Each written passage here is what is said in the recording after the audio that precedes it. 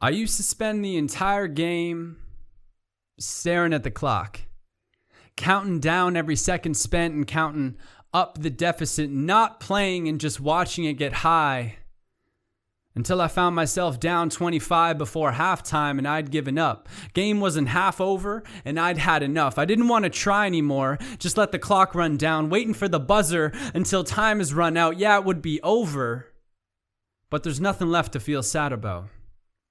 Because the young veteran is used to losing. I've been doing it my whole life. And I got so used to it that it started to feel right. And I started to own it, expect it, prefer it, like I deserved it, like it was meant for me, like destiny was my chooser and I was meant to be a lost loser. So I started sitting out, seeking the disappointment so I could save myself, just staying on the bench waiting and going through the whole game without participating, just staring at the clock asking, when will it be over? When will it stop? Not realizing all the time spent accepting a role I gave myself as the last on the bench. And in wasting all that time, I realized you can always convince yourself not to play. I'm not that good. They're better. I'm off today. So many different things you could say, but that feeling doesn't exactly just go away. The nagging voice you push aside when you're afraid, the one that says, I want to be out there. I could be out there. I should be out there. And I know this because I did the same. I spent all this time waiting for more opportunities to not play. And it started to feel redundant. It started to feel insane. Thoughts centered around myself, doing only thinking while I was sitting out until I realized that it's not just about me. Is it? What about the other people on my team? How could I help the rookie in the same position as me? Because I've been there before. And I've tasted defeat. But now I could help bring young people to victory.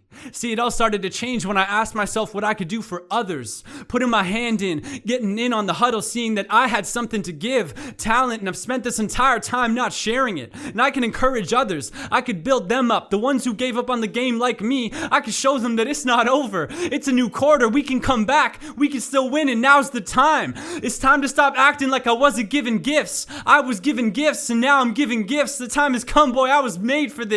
You were made for this. We're about to win the whole game at the buzzer. They'll wish they stayed for this. You have something you can't buy. You can't pay for this. I sat out so long I can't believe I didn't play for this. See, now I know that I have something to give and you have something to give. You have something. I'm trying to show you that you're good at it because now I know I'm good. Because God made me that way. Fire in my heart and ice in my veins, and I came to play. You better start me. I'm filled with the Spirit. Tell the devil he can't guard me. I'm shooting all the same shots that used to scare me. Now I just throw up prayers, chuck Hail Marys. Never had faith in myself, and now I'm a believer. But I was there. I was. Too afraid to shoot it. Don't pass me the ball. I'm just going to mess it up. Passing it right back off as soon as I get a touch. Even when I was wide open, with nothing stopping me, I would. And no one could stop me like I could.